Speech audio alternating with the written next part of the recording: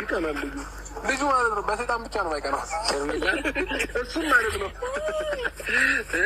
እሱም እዚህ እንደሳቃችሁ ነገሮች ቢቀጥሉና እስከ መጨረሻው ብትቀጥሉ በጣም ደስ ባለኝ ነበር። ገባህ አይደል? አንተ አታስመስል አቶ። ከዚህ በኋላ ግን ነገሮች እንደዛ አይቀጥሉም። ገባችሁ?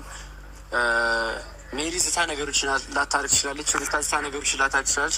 እኔ ግን ዝቺ ነገሮችን ሳላደርግ አልተውኩም። ገባህ አይደለ? ምን አድርጌ እንዳሳየው ታውቀዋለህ። ተረዳኸኝ? ቀጣይ ደግሞ ምን ማድረግ እንደሚችል ደግሞ ታያለሽ።